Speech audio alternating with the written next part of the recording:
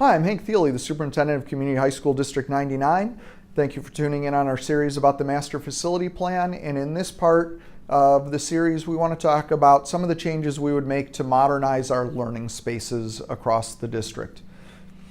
This is a topic that was really at the focus of the planning to begin with. And some of the things that we've talked about so far, safety, accessibility, air conditioning, all enhance our learning spaces and increase our opportunities for teaching and learning. But we're going to dive into some more of the curricular spaces and some of the learning environments, actual learning improvements that are focused inside of this.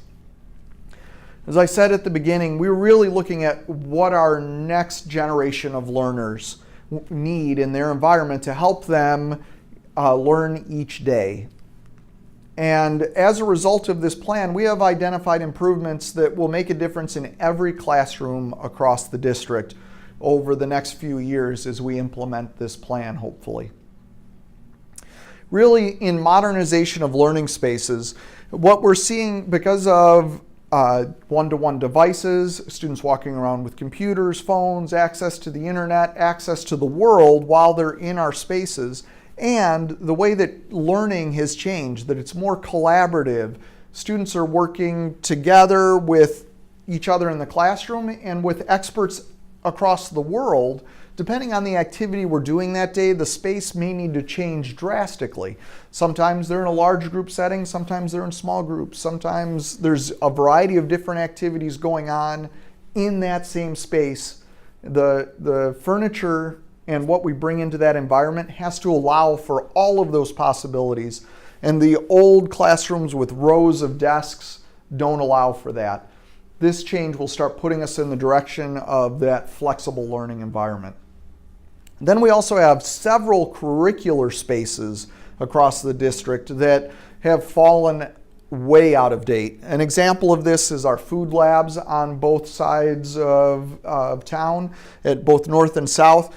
Our food labs were built for home ec when this was opened.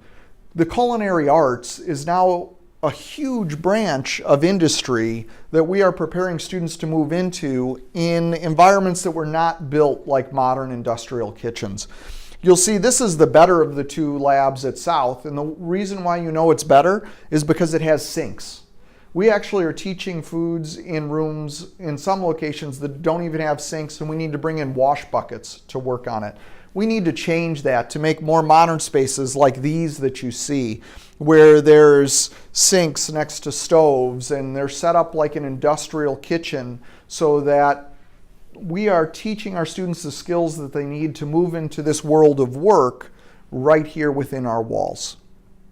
This is Maine West High School. This is actually a lab from 15 years ago, and you can see these are spaces that hold up over time when you do it right.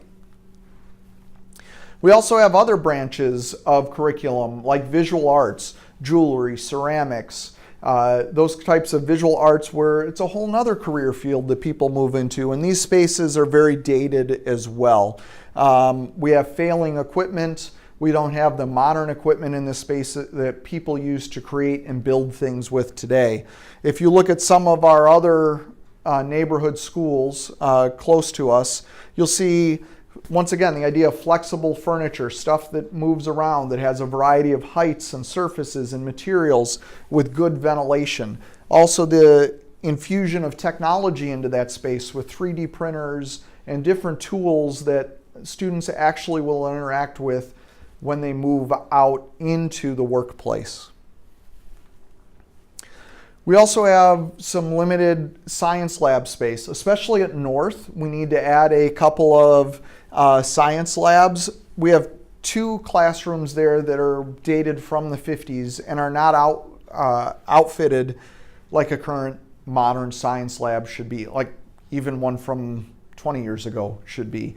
There's no water, there's no gas jets, there's no proper ventilation to do large labs in there. So that limits the types of classes you can run in there.